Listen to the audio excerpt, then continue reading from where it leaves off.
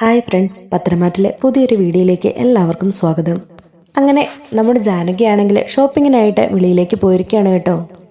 ഈ കേസൊക്കെ നടന്നതോടുകൂടി ജാനകിക്ക് അനാമികയെ വെറുപ്പാവുകയും നയനയും നവിയൊക്കെ ഇഷ്ടമാവുകയും സ്നേഹിക്കാനൊക്കെ തുടങ്ങുന്നുണ്ട്. ഈ സമയത്താണ് നയന ഗർഭിണിയാണെന്നുള്ള വിവരം എല്ലാവരും അറിയുന്നത്. നയന ഗർഭിണിയാണെന്ന് പറഞ്ഞ് ജാനകിക്കും ഒരുപാട് സന്തോഷമൊക്കെ ആവുന്നുണ്ട്. നയനയ്ക്ക് കൺഗ്രാറ്റ്സ് പറയാനും അവളെ പരിചരിക്കാനും ഒക്കെ ജാനകി ഒട്ടും മടി കാണിക്കുന്നുമില്ല. ഇതേ സമയത്ത് ജാനകി ഷോപ്പിങ്ങിന് പോയിരിക്കുകയാണല്ലോ. അപ്പോൾ അജയൻ പറയുന്നുണ്ട്, ഞാനും നിന്റെ കൂടെ ഷോപ്പിങ്ങിന് വരാം. അത് സാരമില്ല, അജയേട്ടൻ ഓഫീസിലേക്ക് പോകാൻ ഇറങ്ങിയതല്ലേ, ഞാൻ തനിയെ പൊക്കോളാം. അജയൻ ചോദിക്കുന്നുണ്ട്, അങ്ങനെ നീ എങ്ങനെ തിരിച്ചു പോവും? അത് സാരമില്ല അജയേട്ടാ, ഞാനൊരു ഓട്ടോ വിളിച്ച് പൊക്കോളാം. അല്ലെങ്കിൽ അതൊന്നും ശരിയാവില്ല, ഞാൻ വന്ന് നിന്നെ തിരിച്ചു കൊണ്ടുവിടാം. അത് വേണ്ട അജയേട്ടാ, ഞാനും ഈ നാട്ടിൽ തന്നെ ജീവിക്കുന്ന ആളല്ലേ, ഞാനും പൊക്കോളാം. അജയൻ പറയുന്നുണ്ട്, എനിക്ക് ഒട്ടും സമയമില്ലായിട്ടാ, അല്ലെങ്കിൽ ഞാനും നിൻ്റെ കൂടെ ഷോപ്പിങ്ങിന് വന്നേനെ എന്നിങ്ങനെ പറയുന്നുണ്ട്. അപ്പോൾ ജാനകി പറയും, അത് സാരമില്ല അജയേട്ടൻ പൊക്കോ, ഞാൻ കുറച്ച് സാധനമേ വാങ്ങാനുള്ളൂ, അതിനുശേഷം ഞാൻ തനിയെ വീട്ടിൽ പൊക്കോളാം എന്നിങ്ങനെ പറയുന്നുണ്ട്. അങ്ങനെ ഷോപ്പിംഗ് ഒക്കെ കഴിഞ്ഞ് ജാനകി ATM കയറി കുറച്ച് കാശൊക്കെ വിഡ്രോ ചെയ്യുന്നുണ്ട്. അങ്ങനെ ജാനകി അതൊക്കെ കഴിഞ്ഞ് ആ കാശ് ബാഗിലൊക്കെ ആക്കി ഇങ്ങനെ നടന്നു വരികയാണ്. ഈ സമയത്ത് ഒരു കള്ളൻ അവിടെ നിൽപ്പുണ്ടായിരുന്നു. ഇയാൾ ജാനകിയുടെ അടുക്കെ വന്ന് ചോദിക്കുന്നുണ്ട്, വഴി ചോദിക്കുന്ന രീതിയിൽ അഭിനയിക്കുന്നുണ്ട്. ജാനകി അപ്പോൾ കൈ ചൂണ്ടിക്കൊണ്ട് വഴി കാണിച്ചു കൊടുക്കുന്നുണ്ട്. ഈ സമയത്ത് ജാനകിയുടെ കഴുത്തേലെ മാലയും പൊട്ടിച്ച് അതുപോലെ കയ്യിൽ കിടന്ന ബാഗും വലിച്ച് എടുത്തുകൊണ്ട് അയാൾ ഓടുന്നുണ്ട്. ഈ സമയം ജാനകി തെറിച്ച് ആ വഴിയിലേക്ക് വീഴുന്നുമുണ്ട്. ജാനകിയുടെയൊക്കെ ദേഹത്താണ് ഇഷ്ടംപോലെ സ്വർണ്ണം ഉണ്ടല്ലോ. ഈ സമയത്ത് ഓഫീസിലേക്ക് പോകാനായിട്ട് ഇറങ്ങി വരികയായിരുന്നു നമ്മുടെ നന്ദു. അപ്പോൾ ബഹളവും ആൾക്കൂട്ടവും ഒക്കെ കണ്ട് നന്ദു അങ്ങോട്ടേക്ക് ചെല്ലുന്നുണ്ട്. അവിടെ ചെല്ലുമ്പോൾ ജാനകി വീണ് കിടക്കുന്നതാണ് നന്ദു കാണുന്നത്. അയ്യോ ആൻറ്റി, എന്തു പറ്റി എന്നും ചോദിച്ചുകൊണ്ട് നന്ദു ഓടി വന്ന് ജാനകിയെ എഴുന്നേൽപ്പിക്കുന്നുണ്ട്. അപ്പം ജാനകി പറയുന്നുണ്ട്, ഒരു കള്ളൻ എൻ്റെ സ്വർണവും പേഴ്സും ഒക്കെ തട്ടിക്കൊണ്ട് പോയി എന്നിങ്ങനെ ജാനകി പറയുന്നുണ്ട്. അവനെ പോയി പിടിക്കുക എന്നിങ്ങനെ ജാനകി പറയുമ്പോൾ നന്ദു പറയുന്നുണ്ട്, ദേ ആൻറ്റിയുടെ കയ്യിൽ നിന്നൊക്കെ ബ്ലഡ് വരുന്നുണ്ട്, ആദ്യം നമുക്ക് ഹോസ്പിറ്റലിൽ പോവാം, അതിനുശേഷം ഞാൻ അവനെ പിടിച്ചോളാം, ഇവിടെ CCTV ഒക്കെ ഉള്ളതല്ലേ, ഞാൻ ഉടനെ തന്നെ അവനെ കസ്റ്റഡിയിലെടുത്തോളാം. അങ്ങനെ പോലീസ് ജീപ്പിൽ തന്നെ ജാനകിയെ കയറ്റിക്കൊണ്ട് നന്ദു നേരെ ഹോസ്പിറ്റലിലേക്ക് കൊണ്ടുപോകുന്നുണ്ട്. ഹോസ്പിറ്റലിലേക്ക് പോകുന്ന വഴിക്ക് തന്നെ നന്ദു കയ്യിൽ നിന്ന് ടവലൊക്കെ എടുത്ത് ആ ബ്ലഡൊക്കെ തൂത്തു കൊടുക്കുകയും ഒക്കെ ചെയ്യുന്നുണ്ട്. ഈ പരിചരണമൊക്കെ കാണുമ്പോൾ തന്നെ നമ്മുടെ ജാനകി ഒന്ന് ഫ്ലോപ്പ് ആവുന്നുണ്ട്. അതുതന്നെയാണല്ലോ നമ്മുടെ നന്ദുവിൻ്റെ ആവശ്യവും. ഭാവി ഭർത്താവിൻ്റെ അമ്മയല്ലേ ഇരിക്കുന്നത്, അതുകൊണ്ട് തന്നെ നന്ദു നല്ലപോലെ അവരെ പരിചരിക്കുന്നുണ്ട്. അങ്ങനെ ഹോസ്പിറ്റലിൽ എത്തുകയാണ്. ജാനകിയെ താങ്ങി പിടിച്ചുകൊണ്ട് നന്ദു ഹോസ്പിറ്റലിനകത്തേക്ക് കൊണ്ടുപോവാണ്. പെട്ടെന്ന് തന്നെ കാഷ്വാലിറ്റിയിലേക്ക് കയറ്റുന്നുണ്ട്. അവരവിടെ നിന്ന് ചോദിക്കുന്നുണ്ട്, എന്താ പറ്റി, എന്താ സംഭവിച്ചതെന്ന് ചോദിക്കുമ്പോൾ നന്ദു പറയുന്നുണ്ട്, അത് ഒരു കള്ളൻ മാലയും ബാഗും ഒക്കെ തട്ടിപ്പറിച്ചുകൊണ്ട് ഓടിയതാണ്, ആ സമയത്ത് വീണതാണ്, നെറ്റിയിലും കൈക്കൊക്കെ നല്ലപോലെ മുറിവുണ്ട്, പെട്ടെന്ന് നിങ്ങളൊന്ന് നോക്ക് എന്നിങ്ങനെ നന്ദു പറയുന്നുണ്ട്. അപ്പോൾ ഓക്കെ മേഡം എന്ന് പറഞ്ഞ് അവരകത്തേക്ക് കൊണ്ടുപോകുന്നുണ്ട്. മേഡം, ഇതിൻ്റെ പ്രൊസീജിയറൊക്കെ അതൊക്കെ ഞാൻ നോക്കിക്കോളാം, ഞാൻ ഇവിടുത്തെ സ്റ്റേഷനിലെ SI ആണ് എന്നൊക്കെ നന്ദു പറയുന്നുണ്ട്. അങ്ങനെ അവിടെ ജാനകിക്ക് നല്ല ട്രീറ്റ്മെൻറ്റൊക്കെ കൊടുക്കുന്നുണ്ട്. അവർ വന്നിട്ട് പറയുന്നുണ്ട്, വലിയ കുഴപ്പമൊന്നുമില്ല, വീണപ്പോൾ കൈ ഇടിച്ചത് വീണതുകൊണ്ട് തലയ്ക്ക് വലിയ പരിക്കൊന്നും പറ്റിയിട്ടില്ല, കൈക്കും പൊട്ടലൊന്നുമില്ല, എന്തായാലും ഭാഗ്യം കൊണ്ട് വലിയ പരിക്കൊന്നും പറ്റിയിട്ടില്ല.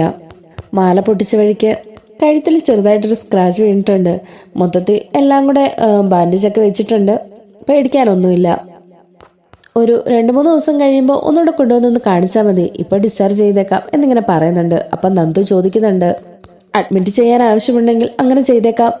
അപ്പം ഡോക്ടർ പറയുന്നുണ്ട്, അതിൻ്റെ ആവശ്യമൊന്നുമില്ല, പുറമേ കാണുന്ന ഈ പരിക്കുകൾ മാത്രമേ ഉള്ളൂ, അല്ലാതെ ഉള്ളിലേക്ക് ഒരു പ്രശ്നവും ഇല്ല, അതുകൊണ്ട് അഡ്മിറ്റ് ആവേണ്ട കാര്യമില്ല. അപ്പം ജാനകി പറയുന്നുണ്ട്, അങ്ങനെയാണെങ്കിൽ അഡ്മിറ്റ് ഒന്നും ചെയ്യണ്ട, ഇപ്പം തന്നെ ഡിസ്ചാർജ് ചെയ്തേരെ, ഞാൻ വീട്ടിൽ പോയി റെസ്റ്റ് എടുത്തോളാം. എങ്കിൽ ശരി ആൻറ്റി, വാ എന്ന് പറഞ്ഞ് ഹോസ്പിറ്റലിലെ ബില്ലൊക്കെ ക്ലോസ് ചെയ്തിട്ട് നന്ദു ജാനകിയെ പിടിച്ചുകൊണ്ട് ജീപ്പിൽ കൊണ്ട് കയറ്റുന്നുണ്ട് കേട്ടോ. അപ്പം ജാനകി പറയുന്നുണ്ട്, അതൊന്നും വേണ്ട, എന്നെ ഒരു വണ്ടി വിളിച്ച് തന്നാൽ മതി, ഞാൻ പൊക്കോളാം. അപ്പോൾ നന്ദു പറയുകയാണ്, വേണ്ട ആൻറ്റി, ആൻറ്റി ഇതിൽ കയറി, ഞാൻ കൊണ്ടുവിട്ടോളാം, എന്തായാലും ഇത് പൊതുജനങ്ങൾക്ക് കൂടി വേണ്ടിയുള്ള വണ്ടിയല്ലേ, അപ്പോൾ നിങ്ങളുടെയൊക്കെ ആവശ്യങ്ങൾ നിറവേറ്റേണ്ടതും ഞങ്ങളുടെയൊക്കെ ഉത്തരവാദിത്തമല്ലേ എന്നിങ്ങനെ നന്ദു പറയുകയാണ്. അങ്ങനെ നന്ദു ജാനകിയും കൂട്ടിക്കൊണ്ട് നേരെ അനന്തപുരിയിലേക്ക് പോവുകയാണ്. പോലീസ് വണ്ടി കാണുമ്പോൾ തന്നെ അനന്തപുരിയിലുള്ളവർക്കൊക്കെ ചെറുതായിട്ടൊക്കെ ഒന്നൊരു ഭയം തോന്നുവാണ്. ഇനി അടുത്ത പുകിൽ എന്തായിരിക്കും ഓർത്ത് എല്ലാവരും ഇങ്ങനെ നോക്കി നിൽക്കുകയാണ്. ജലജയും അനിയും മുത്തശ്ശനും മുത്തശ്ശിയും നയനയും ആദർശും ദേവയാനിയും എല്ലാവരും തന്നെ ഹാളിലുണ്ട്. എന്താ സംഭവിച്ചതെന്നറിയാതെ എല്ലാവരും ഇങ്ങനെ മിഴിച്ചു നിൽക്കുകയാണ് കേട്ടോ. അജയനും ജയനും ആണെങ്കിൽ കമ്പനിയിലേക്ക് പോവുകയും ചെയ്തു. ആദർശ പോകാനായിട്ട് റെഡിയാവുമായിരുന്നു.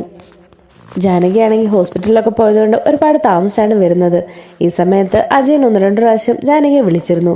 ജാനകിയെ വിളിച്ചിട്ട് കിട്ടാത്തതുകൊണ്ട് അനിയെ വിളിച്ച് അജയൻ പറയുന്നുണ്ട്, അമ്മ ഇത്രയും നേരമായിട്ട് പോയിട്ട് വന്നില്ലേ? ഇല്ല അച്ഛാ, ഇതുവരെ എത്തിയില്ല. നിനക്കൊന്ന് പോയി അന്വേഷിക്കാൻ മേലായിരുന്നോ? തനിയെ പോയതാണ് അവള്. അപ്പം അനി പറയുന്നുണ്ട്, അമ്മ ഷോപ്പിങ്ങിന് പോയാലുള്ള അവസ്ഥ അച്ഛൻ അറിയാലോ, ഒരുപാട് താമസിക്കും. അല്ലടാ, ഇന്ന് 1-2 സാധനം മാത്രം മതിയെന്നാണ് അവൾ പറഞ്ഞത്. അതുകൊണ്ട് നീ പോയൊന്ന് നോക്ക്. അങ്ങനെ അനി ജാനകിയെ നോക്കാനായിട്ട് പോകാനായിട്ട് ഇറങ്ങുന്ന സമയത്താണ് പോലീസ് വണ്ടി വരുന്നത്. അപ്പം ജലജ പറയുന്നുണ്ട്, ഇനി അടുത്ത എന്ത് തലവേദനയാണാവോ ആ പോലീസ് ജീപ്പിലൂടെ ഇങ്ങോട്ട് വരുന്നത്. മുത്തശ്ശൻ പറയുന്നുണ്ട്, ആ നിന്റെ മോൻ ഇവിടെ ഉണ്ടല്ലോ, അപ്പം തലവേദനയൊക്കെ ഇങ്ങനെ വന്നുകൊണ്ടേയിരിക്കും എന്നും പറഞ്ഞ് നമ്മുടെ ജലജയ്ക്കിട്ട് നല്ലൊരു കൊട്ട് കിട്ടുന്നുണ്ട്. മിണ്ടാതെ അവിടെ ഇരുന്നു. അങ്ങനെ ആ വണ്ടിയിൽ നിന്ന് ആദ്യം ഇറങ്ങുന്നത് നന്ദുവാണ്. പിന്നാലെ ജാനകിയെ താങ്ങി പിടിച്ചുകൊണ്ട് നന്ദു അകത്തേക്ക് കയറി വരികയാണ്. ഈ കാഴ്ച കണ്ട് എല്ലാവരും പെട്ടെന്ന് അങ്ങോട്ടേക്ക് ഓടി വരികയാണ്. അയ്യോ ജാനകി, എന്താ പറ്റിയേ? നിനക്ക് എന്തു പറ്റി എന്നിങ്ങനെ ചോദിച്ചുകൊണ്ട് ദേവയാനി ഓടി വന്ന് ജാനകിയെ താങ്ങി പിടിക്കുന്നുണ്ട്. അതുപോലെ അമ്മ എന്ത് പറ്റിയെന്ന് ചോദിച്ച് അനിയും ഓടി വന്ന് പിടിക്കുന്നുണ്ട് കേട്ടോ. അങ്ങനെ അകത്തേക്ക് കൊണ്ട് ആ സെറ്റിയിൽ ഇരുത്തുകയാണ്. അപ്പം മുത്തശ്ശൻ ചോദിക്കുന്നുണ്ട്, എന്താ ജാനകി, എന്താ പറ്റിയേ? നന്ദുമോളെ, എന്താ സംഭവിച്ചത്? ജാനകിനെ എങ്ങനെ നീ കണ്ടത് എന്നൊക്കെ മുത്തശ്ശൻ ചോദിക്കുമ്പോൾ നന്ദു പറയുന്നുണ്ട്, അത് പിന്നെ മുത്തശ്ശ, ഞാൻ രാവിലെ ഡ്യൂട്ടിക്ക് പോകാൻ ഇറങ്ങിയതായിരുന്നു. അപ്പോൾ അവിടെ ഒരു ആൾക്കൂട്ടം കണ്ട് ഞാൻ നോക്കിയതാ എന്താ സംഭവം എന്ന്. അപ്പോൾ ആന്റി തറയിൽ വീണ് കിടക്കുമായിരുന്നു. തറയിലോ? ഈശ്വര, എന്റെ മോക്ക് എന്താ പറ്റിയേ എന്നൊക്കെ ചോദിച്ചുകൊണ്ട് മുത്തശ്ശി ജാനകിയുടെ അടുക്കിലേക്ക് പെട്ടെന്ന് വരുന്നുണ്ട്. അത്രയ്ക്ക് സ്നേഹമാണ് നമ്മുടെ മുത്തശ്ശിക്ക് ജാനകിയോടൊക്കെ. അപ്പം നന്ദു പറയുന്നുണ്ട്, അതൊരു കള്ളൻ ആന്റിയുടെ മാല പൊട്ടിച്ചോണ്ട് ഓടിയതാ, ആന്റിയുടെ ഹാൻഡ് ബാഗ് നഷ്ടപ്പെട്ടു എന്നിങ്ങനെ പറയാണ്. അപ്പൊ മുത്തശ്ശൻ ചോദിക്കുന്നുണ്ട്, ആഹാ അത് കൊള്ളാലോ മോളെ, പട്ടാ പകലാണോ ഇപ്പൊ മോഷണം? ഇപ്പൊ അങ്ങനൊന്നുമില്ല മുത്തശ്ശ, സ്വർണ്ണമൊന്നും ഒരുപാട് ധരിച്ചു നടക്കല്ലെന്ന് പബ്ലിക്കിന് ഇൻഫർമേഷൻ ഒക്കെ ഒരുപാട് കൊടുത്തതാ. ഇപ്പോഴത്തെ സ്വർണത്തിനൊക്കെ ഭയങ്കര വിലയാ. അതുകൊണ്ട് മോഷ്ടാക്കൾക്കും ഇപ്പൊ അതൊരു ഹരമായിരിക്കുക. ഒരു ശകലം തരി പൊന്നെ കിട്ടിയുള്ളെങ്കിലും ലക്ഷങ്ങളല്ലേ അവർക്ക് കിട്ടുന്നത്. അതുകൊണ്ട് തന്നെ ഇപ്പൊ പബ്ലിക്കിലൊന്നും അധികം സ്വർണ്ണമൊന്നും ഉപയോഗിക്കാൻ പാടില്ല എന്ന് നിയമം തന്നെ വന്നു. അതൊന്നും അനുസരിക്കാത്തത് കൊണ്ടാ ആന്റിയുടെ ദേഹത്ത് ഇഷ്ടംപോലെ സ്വർണ്ണം ഉണ്ടല്ലോ. മാത്രമല്ല ATM കൗണ്ടറിൽ കയറി ആന്റി പണം എടുത്തോണ്ടാണ് ഇറങ്ങിയത്. അതൊക്കെ ആ മോഷ്ടാവിന്റെ ശ്രദ്ധയിൽപ്പെട്ട് കാണും. എന്നിട്ട് മോൾ ആ കള്ളനെ പിടിച്ചില്ലേ? ഇല്ല മുത്തശ്ശ, ഞാൻ ഇതുവരെ അത് അന്വേഷിക്കാനായിട്ട് ഇറങ്ങിയില്ല. എന്തായാലും അത് അന്വേഷിക്കാൻ ഞാൻ പോകുന്നുണ്ട്. ഇന്ന് രാത്രിക്കുള്ളിൽ തന്നെ ഞാൻ അവനെ പിടിച്ചിരിക്കും. ആ കടയുടെ പരിസരത്തും ഒക്കെ ആയിട്ട് എന്തായാലും CCTV ഒക്കെ ഉള്ളതാണ്. അതുകൊണ്ട് അവനെ പിടിക്കാന്നുള്ളത് നിഷ്പ്രയാസം സംഭവിക്കാവുന്ന ഒരു കാരണമേ ഉള്ളൂ. പിന്നെ ആന്റി വീണ് കിടന്നപ്പോൾ ആന്റിയുടെ ദേഹത്തു നിന്ന് ഇഷ്ടംപോലെ ബ്ലഡൊക്കെ പോകുന്നുണ്ടായിരുന്നു. അതുകൊണ്ട് പിന്നെ ഞാൻ കള്ളൻ്റെ പുറകെ പോയില്ല. ആന്റിയെ ഹോസ്പിറ്റലിലാക്കാനായിട്ടാണ് ഞാൻ ശ്രമിച്ചത്. ഫസ്റ്റ് എയ്ഡൊക്കെ ചെയ്തു, വേറെ കുഴപ്പമൊന്നുമില്ല. പിന്നെ മാല പൊട്ടിച്ചപ്പോഴത്തെ കഴുത്തിലൊരു സ്ക്രാച്ച് ഉണ്ട്. പിന്നെ നെറ്റി ശാലം പൊട്ടി, കൈക്കും മുറിവുണ്ട്. എന്തായാലും അവനെ ഞാനിനി പപ്പടം പോലെ പിഴിഞ്ഞെടുക്കും. എന്നാ ശരി, ഞാൻ പോട്ടെ മുത്തശ്ശ എന്നിങ്ങനെ നന്ദു പറയാണ്. ഞാൻ ഇതുവരെ സ്റ്റേഷനിലേക്ക് ചെന്നില്ല. അവിടെ ചെന്ന് സൈൻ ചെയ്തിട്ട് വേണം ബാക്കി ഡ്യൂട്ടിയിലേക്ക് ഇറങ്ങാൻ. എന്നാ ശരി മുത്തശ്ശ, ഞാൻ പോവാ. പിന്നെ 2-3 ദിവസം കഴിയുമ്പം ആന്റി ഒന്നും കൂടെ ഹോസ്പിറ്റലിലേക്ക് കൊണ്ടുചെല്ലണം എന്നും പറഞ്ഞ് നന്ദു അവിടെ നിന്ന് പോകുന്നുണ്ട്. ഇതൊക്കെ കണ്ട് എനിക്ക് ഭയങ്കര ഹാപ്പി ആവുന്നുണ്ട്. എന്തായാലും അമ്മായിമ്മേനെ മരുമോള് തന്നെ ഹോസ്പിറ്റലിലേക്കൊക്കെ കൊണ്ടുപോയല്ലോ. അതുകൊണ്ട് അവർ തമ്മിൽ ചെറിയ ലിങ്കൊക്കെ ഉണ്ടായിക്കോട്ടെ എന്നൊക്കെ ഓർത്തിട്ടായിരിക്കും അനി നല്ല സന്തോഷിക്കുന്നുണ്ട്. അപ്പൊ ദേവയാനി പറയുന്നുണ്ട്, എന്തായാലും നന്ദുമോൾ ആ സമയത്ത് അങ്ങോട്ടേക്ക് വന്നത് നന്നായി അല്ലേ? ഇത് കേട്ട് ജലജ പറയുന്നുണ്ട്, ഓ നന്ദുമോള്, അവള് വന്നില്ലെങ്കിലും ആരെങ്കിലും ജാനകിയെ പൊക്കിക്കൊണ്ട് ഹോസ്പിറ്റലിൽ പോയേനെ. അതിനിപ്പോ ഇവിടെ തന്നെ വേണമെന്നില്ലല്ലോ. അനന്തപുരി തറവാട്ടിലെ പെണ്ണാന്നറിയുമ്പോ ആരെങ്കിലും നല്ല താല്പര്യത്തോടു കൂടി തന്നെ ഹോസ്പിറ്റലിലേക്ക് കൊണ്ടുപോയേനെ എന്നിങ്ങനെ ജലജ പറയുമ്പോൾ മുത്തശ്ശൻ പറയുന്നുണ്ട്, അതെന്തെങ്കിലും ആയാലും ആ സമയത്ത് ഈശ്വരൻ അങ്ങോട്ടേക്ക് അയച്ചത് നന്ദുവിനെയല്ലേ, അപ്പോ അതൊരു പ്രത്യേകത തന്നെയല്ലേ. അപ്പൊ ജലജ പറയുന്നുണ്ട്, അല്ലെങ്കിലും അതങ്ങനെ തന്നെ ആക്കി എടുക്കുമല്ലോ.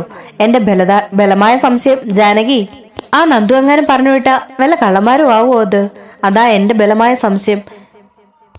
അപ്പോൾ അനി പറയുന്നുണ്ട്, അങ്ങനെ വല്ലതും ചെയ്യണമെങ്കിലേ അത് അപ്പച്ചിയുടെ മോനായിരിക്കണം, അല്ലാതെ വേറെ ആരും അങ്ങനൊന്നും ചെയ്യില്ല എന്നിങ്ങനെ പറയുകയാണ്. അങ്ങനെ വീണ്ടും ജലജയ്ക്ക് ഒരു കൊട്ടുകൂടി കിട്ടുവാണ്.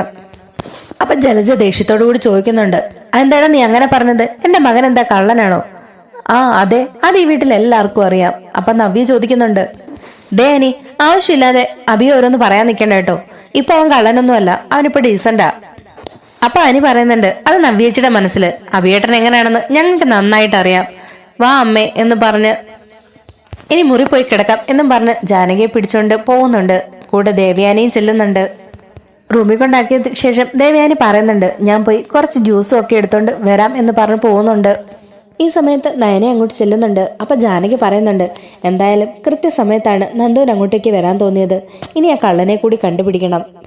ആ ബാഗിനകത്ത് എൻ്റെ എല്ലാ കാര്യങ്ങളും ഉണ്ട്, ആധാർ കാർഡും ബാങ്ക് പാസ്ബുക്കും അങ്ങനെ എല്ലാ കാര്യങ്ങളും ആ ബാങ്കിൽ തന്നെയാണ്. അത് കിട്ടണം. അപ്പൊ അനി പറയുന്നുണ്ട്, അമ്മേ, നന്ദുവിനെ അമ്മയ്ക്ക് അറിയാൻ വയ്യായിട്ടാ. 5-6 ആണുങ്ങൾ വന്നാലും അവരെല്ലാം നന്ദു ഇടിച്ചു പാർപ്പിക്കും. അപ്പോഴാ ഈ ഒരു ലൊടുക്ക് കള്ളൻ. അമ്മ കണ്ടോ, ഇന്ന് രാത്രി എന്നല്ലേ അവള് പറഞ്ഞു. അതിനു മുമ്പായി എന്തായാലും ആ കള്ളനെ അവള് പൊക്കിയിരിക്കും. പൊക്കി വേണമെങ്കിൽ അമ്മയുടെ മുന്നിൽ അവനെ കൊണ്ടിടും. അപ്പൊ നയന പറയുകയാണ്, മതി മതി അവളെ പൊക്കി പറയുന്നത്. അല്ലേലും നന്ദുവിന്റെ കാര്യം പറയുമ്പോൾ നിനക്ക് ഇച്ചിരി ഹൈപ്പ് കൂടുതലാണല്ലോ. അത് പിന്നെ ഉള്ള കാര്യം പറയണ്ടേ? ഇത്രയ്ക്കും എഫിഷ്യന്റ് ആയിട്ടുള്ള ഒരു ലേഡി ഓഫീസറെ ഞാൻ ഇതുവരെ കണ്ടിട്ടില്ല. അവളുടെ സ്റ്റേഷനിലെ തന്നെ എല്ലാ കോൺസ്റ്റബിൾമാരും എല്ലാ പോലീസുകാരും മുട്ടുവറച്ച് നിൽക്കുന്ന സമയത്താ അവളൊരു റൗഡിയെ എടുത്തിട്ടടിച്ചത്.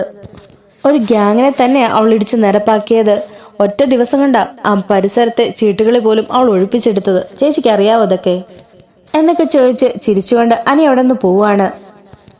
അപ്പം നയന ജാനകിയോട് പറയുന്നുണ്ട്, ചെറിയമ്മ എന്തായാലും ഇവിടെ കിടക്ക്, ഞാൻ പോയി അടുക്കളയിൽ ചെന്ന് അമ്മയൊന്ന് സഹായിക്കട്ടെ. ജാനകി ചോദിക്കുന്നുണ്ട്, അപ്പോൾ നീ ഇന്ന് ഓഫീസിലേക്ക് പോകുന്നില്ലേ? പോകുന്നുണ്ട്, കുറച്ച് കഴിഞ്ഞിട്ടേ ഉള്ളൂ. അങ്ങനെ ഈ സമയം നയന പോയിട്ട് ആ സംഭവം നടന്ന സ്ഥലത്തെത്തി എല്ലാ കടകളിലെയും CCTV ഫുട്ടേജൊക്കെ എടുത്ത് നോക്കുന്നുണ്ട്. അങ്ങനെ അതിൽ നിന്നും ആ പയ്യൻ ആരാണെന്നും അവൻ ഓടിച്ചിരുന്ന വണ്ടിയുടെ നമ്പരും ഒക്കെ കിട്ടുന്നുണ്ട്. അങ്ങനെ അവന്റെ മുഖം മനസ്സിലായതോടുകൂടി അവന്റെ സകല അഡ്രസ്സുകളും ഇവർ കണ്ടുപിടിക്കുന്നുണ്ട്. അവനെ ഫോൺ വിളിച്ച് നോക്കുന്നുണ്ടെങ്കിലും അവൻ കട്ടാക്കി വിടുകയാണ്. അങ്ങനെ ഇവന്റെ ഫോൺ റിങ് ചെയ്ത് അവിടുത്തെ ലൊക്കേഷൻ വെച്ച് നന്ദുവും മറ്റു പോലീസുകാരും കറക്റ്റ് അവന്റെ മുന്നിൽ തന്നെ ചെല്ലുന്നുണ്ട്. അവൻ ഈ സമയം അവന്റെ വീട്ടിൽ തന്നെയായിരുന്നു കേട്ടോ. അപ്പം മദ്യപിച്ചിട്ടൊക്കെയാണ് ഇരിക്കുന്നത്. ആ സമയത്ത് പെട്ടെന്ന് നന്ദുവിനെ കണ്ട് അവൻ ഇറങ്ങി ഓടാൻ ശ്രമിക്കുകയാണ്. ഈ അപ്പുറത്തുനിന്നും ഇപ്പുറത്തുമൊക്കെ പോലീസുകാർ അവനെ തടയുന്നുണ്ട്. അങ്ങനെ അവനെ കിട്ടിയ പാടെ തന്നെ നന്ദു അവനെ അടിച്ച് ശരിയാക്കുന്നുണ്ട്. അങ്ങനെ അവന്റെ കുത്തിനും പിടിച്ച് അവനെ പുറത്തേക്ക് വലിച്ചിറക്കിക്കൊണ്ട് വരുന്നുണ്ട്. എന്നിട്ട് ചോദിക്കുന്നുണ്ട്, എവിടെയാടാ നീ ഇന്ന് രാവിലെ മോഷ്ടിച്ച മാലയും ബാഗും ഒക്കെ? മര്യാദയ്ക്ക് എല്ലാം പുറത്തെടുത്തു, ഇല്ലെങ്കിൽ നിന്നെ ഇവിടിട്ട് ഞാൻ ചവിട്ടിക്കൂട്ടും എന്നിങ്ങനെ പറയാണ്. അയ്യോ മേഡം, ഒന്നും എൻ്റെ കയ്യിലില്ല, അതെല്ലാം ഞാൻ വിറ്റു എന്നിങ്ങനെ പറയുമ്പോൾ, എടാ കള്ളം പറയുന്നോ? ഞാൻ ഈ വരുന്ന വഴിക്കുള്ള CCTV എല്ലാം ചെക്ക് ചെയ്താ. നീ എങ്ങും തന്നെ വണ്ടി നിർത്താതെ നേരെ വന്ന് നിന്റെ വീട്ടിലേക്കാണ്. അതുകൊണ്ട് നീ കൂടുതൽ കള്ളം പറയാൻ നോക്കണ്ട, മര്യാദയ്ക്ക് ആ ബാഗും മാല സ്വർണ്ണമൊക്കെ ഇങ്ങ് എടുക്കടാ. അപ്പോഴും അവൻ പറയുന്നുണ്ട്, ഇല്ല മേഡം, എൻ്റെ കയ്യിൽ ഒന്നുമില്ല, അതെല്ലാം തീർന്നു. ഇത് കേൾക്കുമ്പോഴത്തേനും ദേഷ്യം വന്ന നന്ദു അവൻ്റെ ചെവിട് തീർത്ത് 2 എണ്ണം കൂടെ കൊടുക്കുന്നുണ്ട്. അപ്പോഴേക്കും ഞാൻ തരാം മേഡം, തരാം എന്നും പറഞ്ഞ് അവനകത്തേക്ക് പോയി ആ ബാഗും സ്വർണ്ണമൊക്കെ എടുത്തോണ്ട് കൊടുക്കുകയാണ്. നീ എന്തെങ്കിലും അടിച്ചു മാറ്റിയോടെ ഇതിന്ന്? ഇല്ല മേഡം, ഞാൻ ഇതിന്നൊന്നും എടുത്തിട്ടില്ല. അത് എന്തായാലും അതിൻ്റെ ഉടമസ്ഥൻ പറയട്ടെ എന്നും പറഞ്ഞ് അവനെ വലിച്ചുകൊണ്ട് ജീപ്പിൽ കയറ്റുന്നുണ്ട്. അങ്ങനെ തൊണ്ടിമുതലെല്ലാം നേരെ ബായിലാക്കി നന്ദു അനന്തപുരിയിലേക്ക് ചെല്ലുകയാണ്. ആ കള്ളനെയും കൂട്ടിക്കൊണ്ടാണ് നന്ദു പോകുന്നത്. നേരം ഈ സമയത്ത് ഒരു 6 മണിയൊക്കെ ആകുന്നതേ ഉണ്ടായിരുന്നുള്ളൂ. അതിനു മുമ്പ് തന്നെ നന്ദു ആ കള്ളനെ കൈയോടെ പിടികൂടിയിരുന്നു. ഈ സമയം ജാനകിയാണെങ്കിൽ താഴെ ഹാളിലേക്ക് വന്നിരിക്കുന്നുണ്ടായിരുന്നു. അങ്ങനെ നന്ദു വരുന്നത് കണ്ട് എല്ലാവരും തന്നെ ഹാളിലേക്ക് വരുന്നുണ്ട്. നന്ദു നേരെ ആ പ്രതിയും കൂട്ടി ഹാളിലേക്ക് കയറി വരുന്നുണ്ട്. അപ്പൊ ജാനകി പറയുന്നുണ്ട്, ഇവനാണോ മോളെ എൻ്റെ ഇന്ന് സ്വർണ്ണമൊക്കെ അടിച്ചോണ്ട് പോയ കള്ളൻ? അതെ ആന്റി, ഇവൻ തന്നെയാണ് ആന്റിയുടെ നിന്ന് മോഷ്ടിച്ചത്. ഇവന്റെ മുഖവും ബൈക്കൊക്കെ CCTVയിൽ ഉണ്ടായിരുന്നു, അതുകൊണ്ട് ഇവനെ പെട്ടെന്ന് കണ്ടുപിടിക്കാൻ പറ്റി. ഞങ്ങൾ ഇവന്റെ വീട്ടിൽ ചെല്ലുമ്പോൾ ഇവൻ മദ്യപിച്ചുകൊണ്ടിരിക്കുകയായിരുന്നു. ഇവനൊന്നും എടുത്തിട്ടില്ലെന്ന് ആദ്യം പറഞ്ഞ്, എന്തായാലും 2 എണ്ണം കൊടുത്തു കഴിയുമ്പോഴത്തേന് എല്ലാ സത്യങ്ങളും മണി പോലെ പറഞ്ഞു. ദാ ആന്റി, ഇതിനകത്തുണ്ടല്ല, ആന്റിയുടെ എല്ലാ സാധനങ്ങളും ഉണ്ടോയെന്നൊന്ന് നോക്കിക്കേ. ഇതിൽ നിന്ന് എന്തെങ്കിലും മിസ്സായിട്ടുണ്ടെങ്കിൽ ഇവനെ ഞാൻ ഇന്ന് ശരിയാക്കും എന്നിങ്ങനെ പറയാണ് നന്ദു. ഇതൊക്കെ കണ്ട് ആകെപ്പാടെ സന്തോഷ പുളകിതനായി നിൽക്കുകയാണ് കേട്ടോ നമ്മുടെ അനി. അതുപോലെ നന്ദുവിന്റെ കഴിവിൽ നയനയ്ക്കും നവിക്കും ഒക്കെ അഭിമാനം തോന്നുന്നുണ്ട്. ആ സമയത്ത് ബാഗെല്ലാം ചെക്ക് ചെയ്തതിന് ശേഷം ജാനകി പറയുന്നുണ്ട്, മാലയും ബാക്കിയുള്ള സാധനങ്ങളും എല്ലാം ബാഗിലുണ്ട്, പക്ഷെ ഒരു 10,000 രൂപ അത് കാണാനില്ല. ഇത് കേൾക്കുമ്പോൾ നന്ദു അയാളുടെ വയറ്റിനിട്ട് ഒറ്റയടി കൊടുക്കുകയാണ്. എവിടെയാടാ പൈസ? സോറി മേഡം, അത് ഞാൻ വീട്ടിലെടുത്ത് വെച്ചിരിക്കുക. ദയവ് ചെയ്ത് എന്നോട് ആ പൈസ മാത്രം ചോദിക്കരുത്. മര്യാദയ്ക്ക് പൈസ എടുക്കടാ. നിനക്ക് പൈസയ്ക്ക് ആവശ്യമുണ്ടെങ്കിൽ അത് കട്ടും മുട്ടിച്ചും അല്ല എടുക്കേണ്ടത്, കഷ്ടപ്പെട്ട് അധ്വാനിച്ചുണ്ടാക്കണം. അത് പിന്നെ മേഡം, എൻ്റെ അമ്മ ഹോസ്പിറ്റലിലാണ്. അമ്മയ്ക്ക് കൊടുക്കാൻ വേണ്ടിയിട്ടാണ് ഞാൻ ആ സ്വർണ്ണവും പണമൊക്കെ മോഷ്ടിച്ചത് എന്നിങ്ങനെ പറയുമ്പോൾ നന്ദി പറയുന്നുണ്ട്. നീ പറയുന്നൊക്കെ ഞാൻ വിശ്വസിക്കണമായിരിക്കല്ലേ? എന്നിട്ട് ഞാൻ വരുമ്പോൾ നീ നിന്റെ വീട്ടിൽ മദ്യസേവ നടത്തിക്കൊണ്ടിരിക്കുവായിരുന്നല്ലോ. എന്നിട്ട് നിന്റെ അമ്മ ആശുപത്രിയിലാണ് പോലും. അത് ഞാൻ വിശ്വസിക്കണോടാ എന്നിങ്ങനെ ചോദിക്കുകയാണ്. അപ്പോൾ ആ കളം പറയുന്നുണ്ട്, അത് പിന്നെ മേഡം സത്യമാണ്, എൻ്റെ അമ്മ ഹോസ്പിറ്റലിലാണ്. സത്യമായിട്ടും എൻ്റെ അമ്മ ഹോസ്പിറ്റലിലാണ്. അമ്മയ്ക്ക് കൊടുക്കാൻ വേണ്ടിയിട്ടാണ് ഞാൻ ആ പണമൊക്കെ അടിച്ചു മാറ്റിയത്. 2-3 ദിവസമായിട്ട് ആ ഹോസ്പിറ്റൽ ബില്ല് അടയ്ക്കാൻ എൻ്റെ കയ്യിൽ കാശില്ലാതെ ഞാൻ നെട്ടോട്ട് ഓടുകയാണ്. പലരോടും ചോദിച്ചു, ആരും എനിക്ക് തന്നില്ല. സ്വന്തമായിട്ടുള്ളത് ആകെ ഒരു വീട് മാത്രമാണ്. അതാണ് പൊട്ടിപ്പോകുന്ന അവസ്ഥയിലും. എനിക്കാണെങ്കിൽ നല്ല വിദ്യാഭ്യാസമൊക്കെ ഉണ്ട്. പക്ഷേ ആരും ഞങ്ങളെ ഒന്നും വിശ്വസിച്ച് ഒരു ജോലിയും തരില്ല. അവസാനം ഗതി കെട്ടിട്ടാണ് ഞാൻ ഈ പണിക്ക് പോയത്. ആദ്യമായിട്ടാ ഞാൻ ഇങ്ങനൊരു പരിപാടിക്ക് ഇറങ്ങുന്നതും ഞാനൊരു മോഷണം നടത്തുന്നതും. അതുകൊണ്ടായിരിക്കും ഞാൻ പെട്ടെന്ന് പിടിക്കപ്പെട്ടതും. സത്യമായിട്ടും എൻ്റെ അമ്മ ഹോസ്പിറ്റലിലാണ് എന്നിങ്ങനെ പറയാണ്. അപ്പോഴേക്കും നന്ദു പറയുന്നുണ്ട്, എന്തായാലും നീ ചെയ്തത് വലിയ തെറ്റാണ്. അത് നീ ചെയ്ത തെറ്റിനുള്ള ശിക്ഷ നീ അനുഭവിച്ചേ പറ്റുള്ളൂ. മര്യാദയ്ക്ക് പണം തിരികെ കൊടുക്കട എന്നിങ്ങനെ പറയുമ്പോഴേക്കും ജാനകി പറയുന്നുണ്ട്, നന്ദു, ആ പണം എനിക്ക് വേണ്ട. അവൻ്റെ അമ്മയ്ക്ക് വേണ്ടി ഹോസ്പിറ്റലിൽ അടയ്ക്കാനാണെന്നല്ലേ അവൻ പറഞ്ഞത്.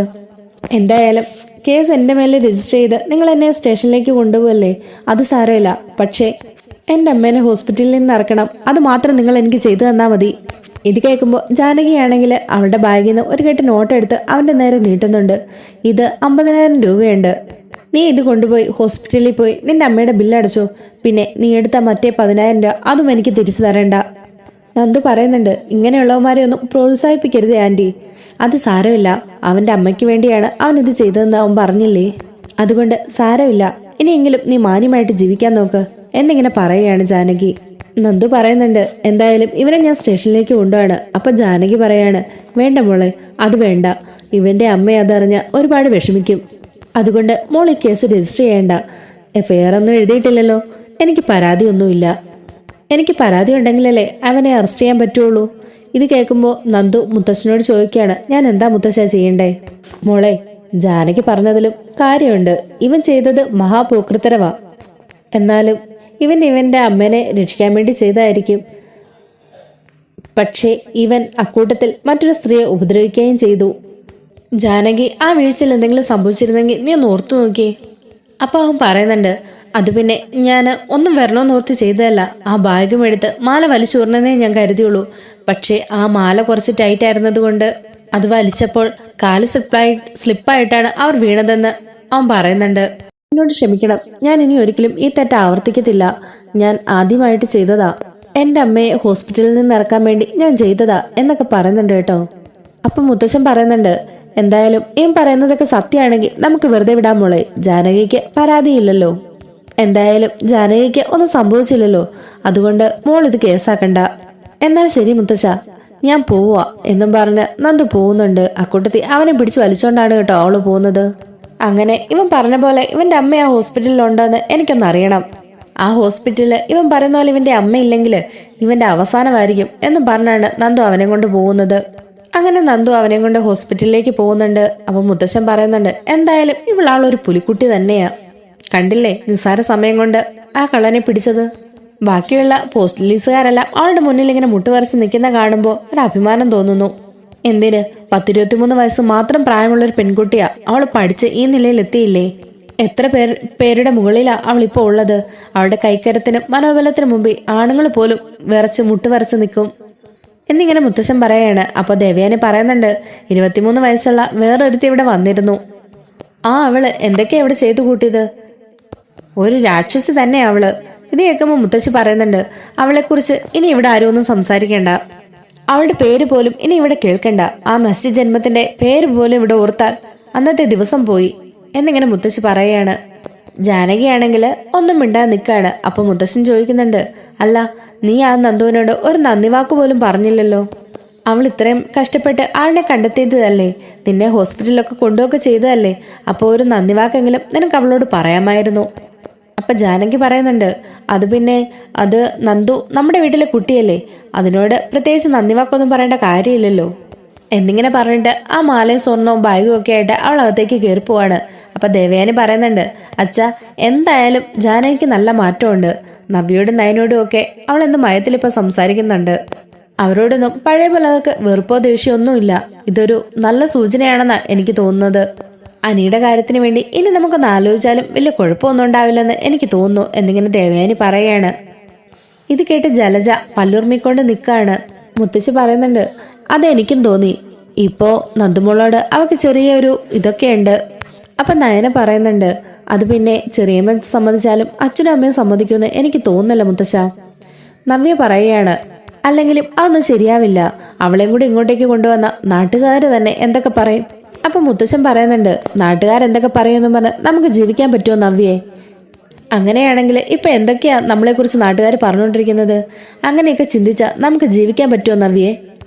1000 കുടത്തിന്റെ വാ മൂടിക്കെട്ടാം, അതുപോലെ ഇങ്ങനത്തെ മനുഷ്യരുടെ വാ മൂടിക്കെട്ടാൻ ആരെ കൊണ്ടെങ്കിലും പറ്റുമോ എന്നിങ്ങനെ മുത്തശ്ശൻ പറയാണ്. അപ്പം മുത്തശ്ശി പറയുന്നുണ്ട്, എന്തായാലും അവർക്ക് രണ്ടുപേർക്കും ഒന്നിക്കാൻ വിധിയുണ്ടെങ്കിൽ ഈശ്വരൻ ഉറപ്പായും അവരെ ഒന്നിപ്പിക്കും എന്നിങ്ങനെ പറഞ്ഞിട്ട് അവരകത്തേക്ക് കയറിപ്പോവാണ് കേട്ടോ. അങ്ങനെ ഈ സമയം നന്ദു ആ പയ്യനെയും കൂട്ടി ഹോസ്പിറ്റലിലേക്ക് ചെല്ലുന്നുണ്ട്. അവിടെ ചെല്ലുമ്പോഴേ പയ്യനെ കാണുമ്പോഴേ ആശുപത്രിക്കാർ ചോദിക്കുന്നുണ്ട്, താനിതിവിടെ പോയിരിക്കുമായിരുന്നു, അമ്മയെ ഇവിടെ കൊണ്ട് അഡ്മിറ്റ് ആക്കിയിട്ട് ഇന്നലെ ഡിസ്ചാർജ് ചെയ്തല്ലേ, ആ ബില്ലെന്താ ഇതുവരെ അടയ്ക്കാഞ്ഞത്? അത് പിന്നെ ക്യാഷ് അറേഞ്ച് ചെയ്യാൻ കുറച്ച് താമസിച്ചു, അതുകൊണ്ടാ എന്ന് പറഞ്ഞ് ജാനകി കൊടുത്ത മുഴുവൻ തുകയും അവിടെ ബില്ലടച്ച് തീർക്കാണ് കേട്ടോ. അതിനുശേഷം ആ പയ്യൻ വന്നിട്ട് നന്ദുവിനോട് പറയുന്നുണ്ട്, കണ്ടില്ലേ മാഡം, 2 ദിവസമായിട്ട് അമ്മയെ ഡിസ്ചാർജ് ചെയ്താണ്. പക്ഷേ ആ പൈസ ഒന്ന് അടച്ച് അമ്മയെ കൂട്ടിക്കൊണ്ട് പോകാൻ എൻ്റെ കയ്യിൽ ഒരു നിവൃത്തിയില്ലായിരുന്നു. സുഹൃത്തുക്കളോടും ബന്ധുക്കളോടും അങ്ങനെ പലരോടും ഞാൻ കാശ് ചോദിച്ചു, ആരും തന്നെ തന്നില്ല. വീട്ടിലാണെങ്കിൽ പിറക്കി വിൽക്കാൻ പോലും ഒരു സാധനവും ഇല്ല. അതുകൊണ്ടാണ് അവസാന ശ്രമം എന്നോണം അറ്റ കൈക്ക് ഞാൻ ഇത് ചെയ്തത്. ഞാനിനി എൻ്റെ അമ്മയുടെ അടുക്കലേക്ക് പൊക്കോട്ടെ എന്നിങ്ങനെ ചോദിക്കുമ്പോൾ നന്ദു പറയുന്നുണ്ട്, ശരി ശരി, ഇനി മേലാൽ ഈ പണിക്ക് നിന്നെ ഞാൻ കണ്ടുപോകരുത്.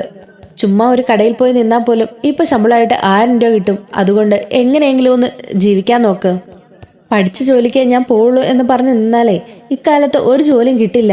അതുകൊണ്ട് കിട്ടുന്ന ജോലിക്ക് പോണം എന്നിങ്ങനെ നന്ദു പറയാണ്. അപ്പൊ ആ പയ്യൻ പറയുന്നുണ്ട്, ഒരുപാട് നന്ദിയുണ്ട്, എങ്ങനെയെങ്കിലും എൻ്റെ അമ്മേനെ ഇവിടെ നിന്ന് ഇറക്കാൻ പറ്റിയല്ലോ. ശരി എന്നാൽ ഞങ്ങൾ പോവാണ് എന്നും പറഞ്ഞ് നന്ദുവും കൂട്ടരും അവിടെ നിന്ന് പോകുന്നുണ്ട്. എന്നാൽ അവരെങ്ങും പോകാതെ അവിടെ തന്നെ ഒരിടത്ത് മാറി ഒളിച്ചു നിന്ന് നോക്കുകയായിരുന്നു ഇവൻ എന്താ ചെയ്യുന്നതെന്ന്. ഇവൻ പറഞ്ഞതെല്ലാം സത്യമാണെന്ന് അപ്പോഴും ഇവർക്ക് വിശ്വാസമായിട്ടില്ലായിരുന്നു. അതുകൊണ്ടാണ് അവരങ്ങനെ ഒളിച്ചു നിന്നത്. അവൻ അകത്തേക്ക് പോയി കുറച്ച് സമയത്തിന് ശേഷം അമ്മയും കൂട്ടി സാധനങ്ങളെല്ലാമായിട്ട് ഡിസ്ചാർജായ അമ്മയും കൂട്ടി വരുന്നത് നന്ദു കാണുന്നുണ്ട്. അങ്ങനെ അവിടെ നിന്ന് തന്നെ ഒരു ഓട്ടോ വിളിച്ച് ഈ പയ്യൻ അമ്മയും കൂട്ടി അവരുടെ വീട്ടിലേക്ക് തന്നെയാണ് പോകുന്നത്. ഇതൂടെ കാണുമ്പോൾ നന്ദുവിന് വിശ്വാസമാകുന്നുണ്ട് അവൻ പറഞ്ഞത് സത്യമാണെന്ന്. ജാനകിക്ക് കേസില്ലാത്തത് കൊണ്ടും അങ്ങനെ അവനെ ആ കേസിൽ നിന്നും എല്ലാം ഒഴിവാക്കുന്നുമുണ്ട്. എന്തായാലും നന്ദു ഈ കാര്യങ്ങളൊക്കെ വീട്ടിൽ ചെന്ന് പറയുന്നുണ്ട്. അപ്പൊ ഗോവിന്ദൻ പറയുന്നുണ്ട്, എന്ത് ചെയ്യാനാ മോളെ, ഇപ്പോഴത്തെ ചെറുപ്പക്കാർക്ക് അവർ പഠിച്ചതിനനുസരിച്ചുള്ള ഒരു ജോലിയും കിട്ടുന്നില്ല. അപ്പോൾ എന്ത് ചെയ്യുന്നറിയാതെ അവർക്ക് തന്നെ അറിയില്ല. കാശിന് വേണ്ടി എന്തും ചെയ്യുന്ന കൂട്ടത്തിലേക്ക് ഇറങ്ങിയിരിക്കുകയാണ് ഇപ്പോഴത്തെ പയ്യന്മാരെല്ലാം. കാശില്ലാതെ വരുമ്പോൾ അവരവരെ തന്നെ ആക്രമിക്കുന്ന അവസ്ഥയിലേക്ക് എത്തിയിരിക്കുകയാണ് എന്നിങ്ങനെ ഗോവിന്ദൻ പറയുകയാണ്. ഇത് കേട്ട് കനക ചോദിക്കുന്നുണ്ട്, അല്ല നന്ദു, നീ ആ ജാനകിയെ സഹായിച്ചപ്പോൾ അവർക്ക് നിന്നോട് സെന്റിമെന്റ്സ് ഒന്നും തോന്നിയില്ലേ? അപ്പം നന്ദു പറയുന്നുണ്ട്, എനിക്കറിയില്ല, അതൊന്നും ഞാൻ അവരോട് ചോദിച്ചില്ല എന്നും പറഞ്ഞ് അവളകത്തേക്ക് കയറിപ്പോവുകയാണ്. ഈ സമയം കനക ഗോവിന്ദനോട് പറയുന്നുണ്ട്, ആ ജാനകിക്ക് നമ്മുടെ നയനമോളോടും നവ്യമോളോടും ഒക്കെ ഒരുപാട് സ്നേഹമാണെന്ന്. പണ്ട് നയനമോളെ ഒരുപാട് സപ്പോർട്ട് ചെയ്തതല്ലേ, അതുപോലെയാണെന്ന് ഇപ്പോഴും. നയനമോള് ഗർഭിണിയാണെന്ന് അറിഞ്ഞപ്പോൾ ഭയങ്കര സന്തോഷമായെന്ന് അവർക്ക്. പണ്ടത്തെ പോലെയല്ല, അവരുടെ മുഖത്തിപ്പോൾ പഴയ ചിരിയും പ്രസാദവും ഒക്കെ തിരികെ വന്നു. അപ്പൊ ഗോവിന്ദൻ പറയുന്നുണ്ട്, അതൊരു അപകടമല്ലേ, ഇനി അനിയുടെ കാര്യം പറഞ്ഞുകൊണ്ട് അവർ വന്നാലോ? നമ്മൾ അവരോടെല്ലാം പറഞ്ഞത് അനിയുടെ അമ്മയ്ക്ക് ഈ ബന്ധത്തിന് താല്പര്യമില്ല, ഈ വിവാഹം നടന്നാൽ അവർ ആത്മഹത്യ ചെയ്യും, അതുകൊണ്ട് ഈ ബന്ധം നടത്തില്ല എന്നല്ലേ പറഞ്ഞത്. ഇവര് ഇങ്ങനെ സ്നേഹിച്ചു തുടങ്ങിയാൽ എന്തു ചെയ്യും? അപ്പൊ കനക പറയുന്നുണ്ട്, നമ്മൾ ഇപ്പോഴും പേടിക്കുന്നത് നാട്ടുകാരെയല്ലേ, 3 പേരെ കൂടി അങ്ങോട്ട് പറഞ്ഞു വിട്ടാ നാട്ടുകാരെ എന്തൊക്കെ പറയും? അപ്പൊ ഗോവിന്ദൻ പറയുന്നുണ്ട്, അതൊക്കെ ശരിയാ, പക്ഷേ നന്ദുവിനെ ഇഷ്ടപ്പെട്ട് ജാനകി പെണ്ണ് ചോദിക്കാനായിട്ട് ഇങ്ങോട്ട് വന്നാൽ നമ്മൾ എന്ത് കാര്യം പറയും? ഇത്രയും നാളും മുത്തശ്ശനോടും മുത്തശ്ശിയോടും പോലും നമ്മൾ പറഞ്ഞത് നമ്മുടെ മോളെ അങ്ങോട്ടേക്ക് വിട്ട് കരയിക്കാൻ നമ്മൾ ഒരുക്കമല്ലെന്നല്ലേ. പക്ഷേങ്കിൽ അവർ തന്നെ അവളെ ഇഷ്ടപ്പെട്ട് വന്ന് ചോദിക്കുകയാണെങ്കിൽ നമ്മൾ എന്ത് മറുപടി പറയും? നയനമോട് അമ്മായിയമ്മ ഇപ്പോൾ ഒരുപാട് സ്നേഹിക്കുന്നുണ്ട്, അതുപോലെ തന്നെ ജാനകിയും പറഞ്ഞു വന്നാലോ? പിന്നെ ജലജ, അവരൊക്കെ അഭിനയിക്കുകയാണെങ്കിലും നമ്മുടെ മോളോട് സ്നേഹമുള്ളതുപോലെയാണ് അഭിനയിക്കുന്നത്. ആ മുത്തശ്ശിയും ദേവയാനിയും എല്ലാവരും തന്നെ നമ്മുടെ മക്കളെ ഇപ്പോൾ ഒരുപാട് സ്നേഹിക്കുന്നുണ്ട്. ഇങ്ങനെയാണ് നമ്മൾ വല്ലാത്തൊരു കെണിയിൽ അകപ്പെട്ടിരിക്കുകയാണല്ലോ കനകെ. അപ്പൊ കനക പറയുന്നുണ്ട്, എന്ത് ചെയ്യണമെന്ന് എനിക്കൊരു എത്തും പിടിയും കിട്ടുന്നില്ല. നയനമോള് പറയുന്നത് നന്ദുവിന്റെയും അനിയുടെയും വിവാഹം നടക്കണമെന്നാ. എന്നാൽ നവ്യാണെങ്കിൽ അതിനെതിരുവാ. ഇത് എവിടെ ചെന്ന് അവസാനിക്കുന്ന എനിക്കൊരു എത്തും പിടിയും കിട്ടുന്നില്ല. ഇനിയിപ്പോ ആ പുരോഹിതൻ പറഞ്ഞതുപോലെ അനി നന്ദുവിനെ തന്നെ വിവാഹം കഴിക്കുമെന്ന എന്റെ പേടി. അപ്പൊ ഗോവിന്ദൻ പറയുന്നുണ്ട്, അങ്ങനെയൊന്നും സംഭവിക്കാതിരിക്കട്ടെ. നാട്ടുകാരെ വായി കയറി ഇറങ്ങാൻ നമ്മളെ കൊണ്ടാവുമോ? പിന്നെ ഇതെല്ലാം നമ്മൾ മനഃപൂർവ്വം ചെയ്താണെന്നേ അവരൊക്കെ പറയൂ. ആളുകളുടെ മുന്നിൽ കൂടെ നമ്മൾ എങ്ങനെ ഇറങ്ങി നടക്കും എന്നൊക്കെ ഗോവിന്ദൻ ചോദിക്കുകയാണ്. ഇതെല്ലാം നമ്മുടെ നന്ദു മറിഞ്ഞു നിന്ന് കേൾക്കുന്നുണ്ട്. അങ്ങനെ ജാനകി എങ്ങനെ വന്ന് ഇത് ചോദിക്കുവാണെങ്കിൽ ഇവരുടെ റിയാക്ഷൻ എന്തായിരിക്കും എന്നറിയാൻ വേണ്ടിയിട്ടാണ് നന്ദു മറിഞ്ഞു നിന്ന് കേട്ടത്. എന്ത് വന്നാലും ഇവരൊന്നിനും സമ്മതിക്കുന്നില്ല എന്നുള്ള രീതിക്ക് നിൽക്കുന്നതുകൊണ്ട് തന്നെ നന്ദുവിന് ഒരുപാട് വിഷമമാവുന്നുണ്ട്. അങ്ങനെ മുറിയിലേക്ക് പോയതിനു ശേഷം നന്ദു അനിയെ വിളിക്കുന്നുണ്ട്. അനിയോട് ചോദിക്കുന്നുണ്ട്, അല്ല ആൻറ്റി ഇപ്പം എങ്ങനെ ഇരിക്കുന്നു? സുഖമായിട്ടിരിക്കുന്നു. പിന്നെ നീ ഒരു പവർഫുൾ ഗേളാണ് കേട്ടോ. ഇവിടെ എല്ലാവരും പറയുന്നു നിന്നെപ്പോലൊരു പെൺകുട്ടിയെ ഇവരാരും കണ്ടിട്ടില്ല എന്ന്. അതേപോലെ നിന്നെ ഭയങ്കര പൊക്കിപ്പറയിലായിരുന്നു കേട്ടോ. നന്ദു ചോദിക്കുന്നുണ്ട്, അതിന് മാത്രം ഞാൻ എന്താണ് ചെയ്തത് എന്നെ ഇത്ര പുകഴ്ത്തി പറയാനായിട്ട്? എന്താ ചെയ്തതെന്നോ? ഇവിടെ വന്ന് നല്ല മാസ് പ്രകടനമല്ലായിരുന്നോ കാഴ്ചവെച്ചത്? ഇവിടെ വെച്ചല്ലേ നീ അവനിട്ട് ഒരു ഇടിയൊക്കെ ഇടിച്ചത്? അതെ, കല്യാണം കഴിഞ്ഞ നീ എന്നെ എടുത്തിട്ട് പെരുമാറുവോ? വേണ്ടി വന്നാൽ ചിലപ്പോൾ പെരുമാറിയെന്നൊക്കെ ഇരിക്കും എന്നിങ്ങനെ നന്ദുവും പറയുന്നുണ്ട്. എൻ്റെ അമ്മയ്ക്ക് ഇപ്പം നിന്നോട് ചെറിയൊരു സോഫ്റ്റ് കോർണർ ഒക്കെ ഉണ്ട്. മുത്തശ്ശൻ പറഞ്ഞു നിന്നോടൊരു നന്ദി പോലും പറഞ്ഞില്ലല്ലോ എന്ന് പറഞ്ഞപ്പോൾ എൻ്റെ അമ്മ പറയുക. അതിന് നന്ദുവും ഈ വീട്ടിലെ കുട്ടി തന്നെയല്ലേ, പിന്നെന്തിനാ പ്രത്യേകിച്ചൊരു നന്ദി പറച്ചില് എന്ന് പറഞ്ഞിട്ട് അമ്മ അകത്തേക്ക് കയറിപ്പോയി. അതിനർത്ഥം എന്താണെന്ന് നീ ഓർത്തു നോക്കിയേ. നീയും ഈ വീട്ടിലെ കുട്ടിയാണെന്ന്. അപ്പം നന്ദു പറയാണ്, എനിക്കും ചെറുതായിട്ടൊക്കെ തോന്നി എന്നോടൊരു ഇഷ്ടമൊക്കെ ഉണ്ടെന്ന്. പക്ഷേ എൻ്റെ അച്ഛനെ അമ്മ ഒരിക്കലും ഇതിന് സപ്പോർട്ട് ചെയ്യുമെന്ന് തോന്നുന്നില്ലടാ. അതെന്താ നന്ദു നീ അങ്ങനെ പറഞ്ഞേ? അല്ല, അച്ഛനും അമ്മയും പറയുന്നത് ഞാനിപ്പോൾ കേട്ടു. നിന്റെ അമ്മ എങ്ങാനും വന്ന് എന്നെ പെണ്ണി ചോദിച്ചാൽ എന്ത് പറയുമെന്നുള്ളതാണ് ഇപ്പം അവരുടെ കൺഫ്യൂഷൻ. നാട്ടുകാർ ഓരോന്നൊക്കെ പറയും, അതുകൊണ്ട് ഇത് എങ്ങനെയും ഒഴിവാക്കി വിടണമെന്നാ ഇവരീ പറയുന്നത്. ആദ്യം സച്ചിനായിരുന്നു പ്രശ്നം, പിന്നെ എൻ്റെ അമ്മയും. ഇത് രണ്ടും മാറിയപ്പോഴും നിന്റെ അച്ഛനും അമ്മയ്ക്കും ഇത് നടത്താൻ പറ്റില്ലേ? അവരുടെ വിചാരം എന്താ? ഞാനൊന്നും അങ്ങോട്ട് വരുന്നുണ്ട്. വേണ്ട വേണ്ട. എന്തായാലും പുരോഹിതന്മാർ പറഞ്ഞത് നിനക്ക് ഓർമ്മയുണ്ടല്ലോ, നമ്മൾ തമ്മിൽ വിവാഹം കഴിക്കുമെന്ന അവർ രണ്ടുപേരും പറഞ്ഞത്. അദ്ദേഹത്തിന്റെ വാക്കുകളൊന്നും ഇതുവരെ തെറ്റിയിട്ടില്ല. അതുകൊണ്ട് അത് അച്ചട്ടാ ഉറപ്പായിട്ടും നടന്നിരിക്കും. നീ വിശ്വസിക്ക് എന്നിങ്ങനെ പറയുകയാണ്. അപ്പൊ അനി പറയുന്നുണ്ട്, ഇപ്പൊ എന്റെ മനസ്സിലും ചെറിയൊരു വിശ്വാസമൊക്കെ ഉണ്ട്. ഒരു വല്ലാത്തൊരു സന്തോഷം തോന്നുന്നുണ്ട്. പഴയ ഡിപ്രഷനൊന്നും ഇപ്പൊ എന്റെ മനസ്സിലില്ല. ആ നശിച്ചവള് എന്റെ ജീവിതത്തിൽ നിന്ന് പോയപ്പോ തന്നെ എന്റെ മനസ്സും ശരീരവും എല്ലാം ശുദ്ധമായി എന്നിങ്ങനെ അനി പറയുകയാണ്. എന്നാ ശരി, ഞാൻ ഇപ്പോൾ ഓഫീസിൽ നിന്ന് വന്നതേ ഉള്ളൂ, ഞാനൊന്ന് ഫ്രഷ് ഒക്കെ ആകട്ടെ എന്നിങ്ങനെ പറയാണ്. ശരി ശരി എന്ന് പറഞ്ഞ് അനി ഫോൺ കട്ടാക്കുന്നുണ്ട് കേട്ടോ. അങ്ങനെ അനി ജാനകിയുടെ അടുക്കിലേക്ക് പോകുന്നുണ്ട്. അമ്മയ്ക്ക് എന്തെങ്കിലും കഴിക്കാനോ കുടിക്കാനോ വല്ലതും വേണോ? വേണ്ടടാ, എനിക്കൊന്നും വേണ്ട. ഈ കഴുത്തിനും തലയ്ക്കും ഒക്കെ നല്ല വേദനയുണ്ട്. എന്തായാലും ഞാനൊന്ന് കിടക്കട്ടെ എന്നിങ്ങനെ പറയുന്നുണ്ട്. എന്നാൽ ഈ സമയത്തായിരിക്കും കേട്ടോ അജയൻ ഇക്കാര്യമെല്ലാം അറിയുന്നത്.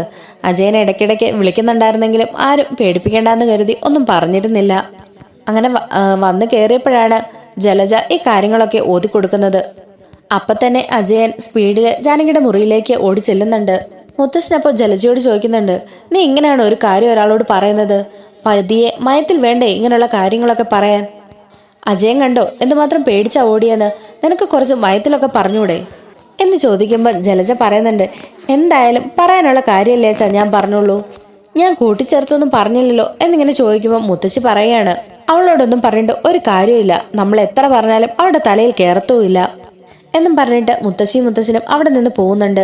അജയനാണെങ്കിൽ ജാനകിയുടെ അടുത്തേക്ക് ഓടി ചെല്ലുന്നുണ്ട്.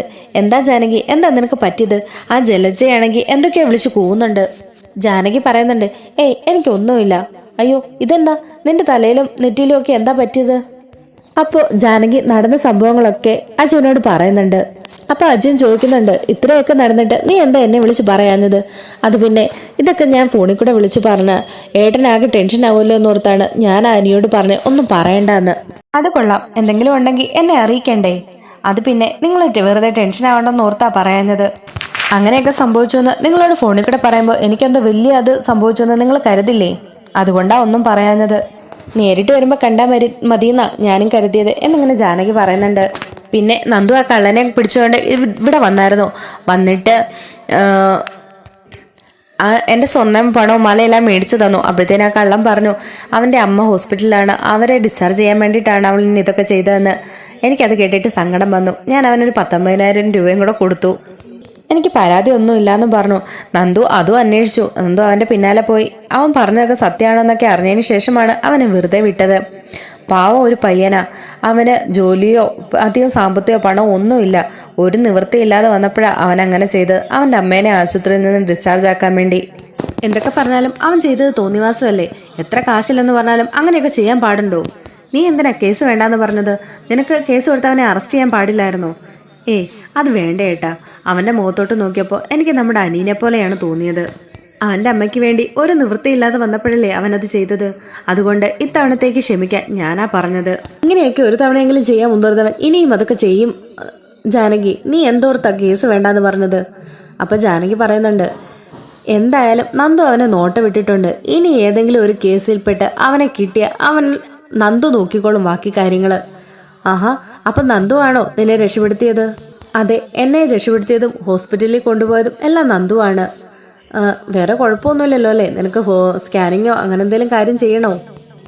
അതൊന്നും ഒരു കുഴപ്പവും ഇല്ല. വലിയ ഹോസ്പിറ്റലിൽ തന്നെയാണ് പോയത്. ഈ പുറമേ കാണുന്ന ഈ ചതവും മുറിവുകളും ഒക്കെ ഉള്ളൂ. വേറെ പ്രശ്നങ്ങളൊന്നുമില്ല എന്നിങ്ങനെ ജാനകി പറയുന്നുണ്ട്. അപ്പോഴാണ് നമ്മുടെ അജയന് ഒരു സമാധാനമൊക്കെ വരുന്നത്. അപ്പം അജയൻ പറയുന്നുണ്ട്, എന്തായാലും നന്ദുമോളെ വിളിച്ച് ഒരു നന്ദി പറയണം. ജാനകി ചോദിക്കുന്നുണ്ട്, അതെന്തിനാ? അവളൊരു പോലീസുകാരിയല്ലേ? അവൾ ചെയ്യേണ്ട ഡ്യൂട്ടിയാണ് അവൾ ചെയ്തത്. അതുകൊണ്ട് ഞാൻ വിളിച്ച് നന്ദിയൊന്നും പറഞ്ഞില്ല. എന്താ ജാനകി നീ പറയുന്നത്? ഇത്രയും നല്ല കാര്യം ആ കുട്ടി ചെയ്യുമ്പോൾ അതിനെ വിളിച്ചൊരു നന്ദി വാക്കെങ്കിലും പറയണ്ടേ? അത് തന്നെ അജയേട്ടാ ഞാൻ പറഞ്ഞത്. അവളൊരു പോലീസുകാരിയാ. അവളുടെ കടമ മാത്രമാണ് അവൾ ചെയ്തത്. അതുകൊണ്ട് ഞാൻ വിളിച്ച് അവളോട് നന്ദിയൊന്നും പറഞ്ഞില്ല എന്നൊക്കെ ജാനകി പറയുന്നുണ്ട്. ജാനകിക്കാണെങ്കിൽ നന്ദനെ കുറിച്ച് ഓർത്ത് അഭിമാനമൊക്കെ ഉണ്ട്. എങ്കിലും അവളതൊന്നും പുറത്ത് കാണിക്കാതിരിക്കുകയാണ്. എന്നാ ശരി, അജയൻ പറയുന്നുണ്ട്, ഞാൻ എന്നാ താഴേക്ക് പോയി അച്ഛനോട് ഇക്കാര്യത്തെ പറ്റി കുറച്ചൊന്ന് സംസാരിക്കട്ടെ എന്ന് പറഞ്ഞ് താഴേക്ക് പോവുകയാണ്. അങ്ങനെ അജയൻ ചെന്ന് മുത്തശ്ശനോട് പറയുന്നുണ്ട്, ജാനകി ഇങ്ങനെയൊക്കെ അച്ഛാ പറയുന്നത്. അത് ഞാനും അവളോട് ചോദിച്ചതാ ഒരു നന്ദിയൊക്കെ പറയണ്ടേന്ന്. അപ്പോൾ അവൾ പറയുക, അതിന് നന്ദു ഈ വീട്ടിലെ കുട്ടി തന്നെയല്ലേ, അവളോട് പ്രത്യേകിച്ച് എന്നാ നന്ദി പറയാനാന്ന്.